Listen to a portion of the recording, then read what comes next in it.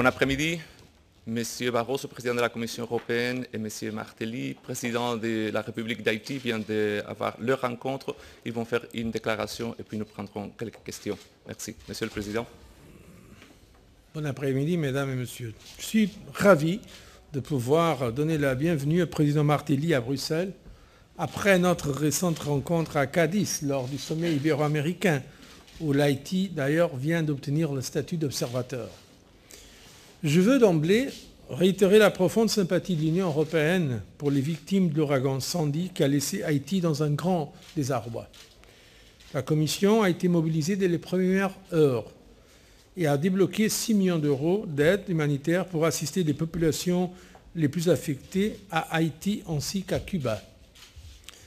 Cette visite du président Martelly témoigne de l'importance qu'il accorde à la relation avec l'Union européenne. Je l'en remercie. Depuis plusieurs années, l'Union européenne est un partenaire fiable et solide d'Haïti, pays auquel nous sommes fortement liés par des liens historiques, linguistiques, culturels. Je suis heureux de constater que sous la direction du président, ce gouvernement accomplit, depuis sa mise en place en mai 2012, un travail considérable visant à faire avancer les réformes, à améliorer la capacité de planification stratégique du gouvernement et à assurer une reprise de la coordination de l'aide internationale. Le gouvernement a ainsi posé les bases essentielles pour donner un nouvel élan à la reconstruction et au redressement économique d'Haïti. J'ai exprimé au président Martelly l'appréciation de la Commission et de moi-même pour cet effort et notre encouragement très sincère à continuer dans cette direction. Je remercie le président pour la présentation très claire, très approfondie qu'il m'a faite de la situation d'Haïti et des défis auxquels fait face son pays. Nous avons aussi discuté avec le président Martelly la nécessité de garantir un climat politique stable pour que la coopération européenne et internationale puisse être mise en œuvre encore plus rapidement et plus efficacement. Toutes les parties concernées, partis politiques, institutions haïtiennes, devront travailler ensemble pour trouver les compromis nécessaires pour surmonter les blocages actuels. Car l'enjeu est primordial, c'est un défi immense, celui que Haïti a devant soi-même comme pays. Donc il faut que les différents acteurs coopèrent pour le bien du pays. Car il s'agit tout d'abord de répondre aux attentes de la population haïtienne qui reste encore confrontée à des énormes difficultés et à des conditions de vie précaires. Nous savons bien qu'il y a eu des progrès importants, mais la vérité, comme l'a dit très clairement le président Martelly, c'est qu'il y a encore énormément de travail à faire. Je veux répéter une fois de plus que l'Union européenne est un partenaire qui a tenu et continue de tenir ses promesses.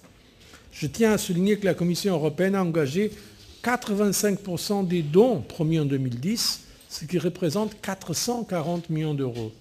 Certes, les besoins et les difficultés sont importants, mais la volonté d'y faire face ne l'est pas moins. Notre aide, je l'espère, va continuer dans la nouvelle phase de la programmation du 11e FED, le Fonds européen de développement, qui va couvrir les années 2014-2020. D'ailleurs, j'ai informé le président Martelly des négociations que nous sommes en train d'avoir maintenant avec tous les États membres pour approuver le budget communautaire pour les 7 années à venir.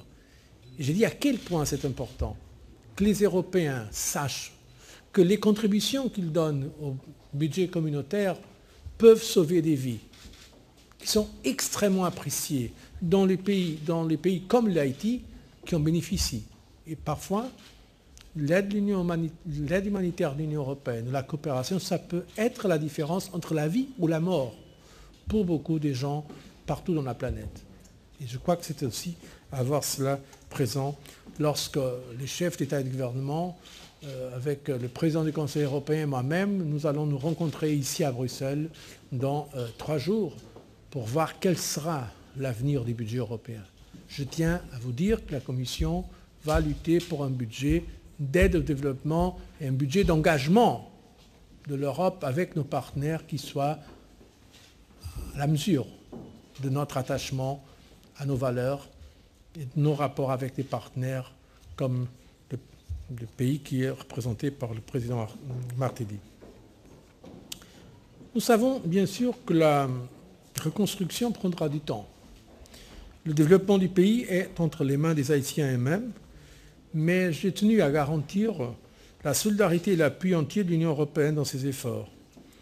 J'ai aussi promis au président Martelly que nous allons travailler ensemble, nos administrations, dans les semaines qui suivent, pour identifier les secteurs prioritaires sur lesquels l'aide de l'Union européenne devrait se concentrer. On a évoqué l'éducation, que le président a présenté comme une de ses premières priorités. Nous avons parlé aussi de la réforme de la sécurité. Nous avons parlé aussi de la lutte contre le narcotrafic, ce qu'on peut faire pour renforcer les capacités institutionnelles de l'Haïti, la lutte contre ce fléau qui est terrible pour l'Haïti, mais aussi pour les pays qui sont le destin de ces trafics. Donc nous continuerons à travailler avec l'Haïti et je suis sûr que nous pouvons contribuer à rendre aux Haïtiens l'espoir dans un meilleur futur. Je vous remercie pour votre attention. Monsieur le Président. Merci, Monsieur le Président. Merci pour cet accueil chaleureux. Je suis ici essentiellement pour deux raisons. La première, au nom du peuple haïtien, vous dire merci. Merci d'avoir toujours été à nos côtés. Merci d'avoir redoublé d'ardeur après ce terrible séisme qui a frappé Haïti et qui nous a causé près de 300 000 morts. Merci d'avoir réagi encore, d'avoir été à nos côtés après les deux récents cyclones. Haïti vous dit merci. Et la deuxième chose, c'est que je voulais vous rassurer, vous dire que cet effort que vous faites, vous ne le faites pas en vain. Il y aura toujours des problèmes. Mais l'Haïti que je dirige aujourd'hui commence à changer. Haïti renaît de ses cendres. Haïti se relève. Il y a une équipe qui prend Haïti en charge aujourd'hui. Au niveau de l'éducation, on a pu mettre gratuitement à l'école 1 287 214 élèves. C'est grâce au support que vous nous apportez. Et vous savez ce que ça veut dire. Amener nos enfants à l'école, c'est leur offrir une opportunité égale aux autres enfants de la société. C'est permettre à Haïti de rêver d'un lendemain meilleur, d'une société plus juste. Donc pour ça, on vous dit merci. On parle de l'éducation. Comment ne pas mentionner ces EFACAP, où nous formons des maîtres, parce que donner l'accès à l'école aux enfants, c'est une chose, mais aussi s'assurer du niveau de l'éducation, que ce soit une éducation de qualité. Et c'est aussi important. Et là encore, vous nous aidez, je vous dis merci. Merci pour ces kilomètres de route qui sont inaugurés. La nationale numéro 3 jusqu'à Inch, depuis tantôt 6 mois, M. Pibax est arrivé à Haïti, on a inauguré et aujourd'hui, on a entamé la deuxième phase. Merci pour ce que vous faites au niveau de l'agriculture, puisque quand même notre population est à 60% composée de paysans et on a un taux de chômage de 80%. Si on arrive à mettre notre classe paysanne au travail, ces chiffres vont changer. Donc je voulais venir ici et vous regardez droit dans les yeux, vous dire que ça change. Vous faites un bon travail, merci. Je sais que vous avez vos problèmes ici même, en Europe. Des pays membres de l'Union européenne souffrent de maux chez eux. Et malgré tout, vous prenez le temps de penser à Haïti, vous prenez le temps d'inclure Haïti dans vos projets. Le peuple haïtien vous en est reconnaissant. Je vous dis merci et je crois que vous n'avez pas perdu mon temps en venant ici et en vous rassurant, c'est très important.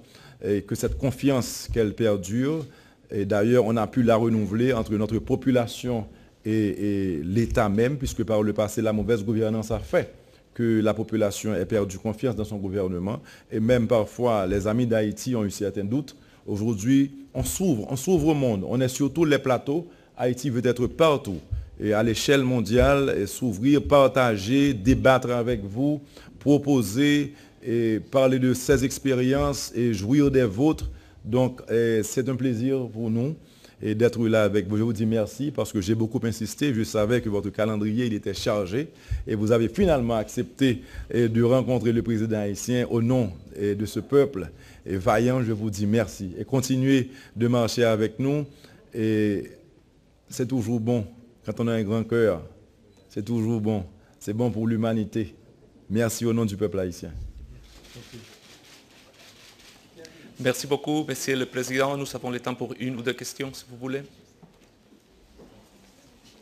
Il n'y a pas de questions, donc merci beaucoup. Ah, Monsieur Barroso. Simplement dire quelque chose que j'avais oublié de dire, mais qui est important. Aujourd'hui même, le Conseil approuve la stratégie présentée par la Commission pour la coopération régionale entre l'Union européenne et les Caraïbes. Ça, c'est aussi un point que nous avons évoqué lors de notre rencontre. Et dans cette stratégie, d'ailleurs, l'appui au Haïti figure comme une des priorités, ce qui est, je crois, aussi très important. Donc j'aimerais aussi ajouter cette dimension. Nous avons, à part les relations bilatérales, à part la situation en Haïti et les défis, nous avons aussi évoqué l'importance de la dimension régionale. Et le président, d'ailleurs, m'a exposé ses idées, comment il est ouvert à cela et comment il tient aussi à l'importance de cette coopération régionale, et je m'en félicite. Voilà. Merci beaucoup, Monsieur le Président. Merci à tous. Bon après-midi.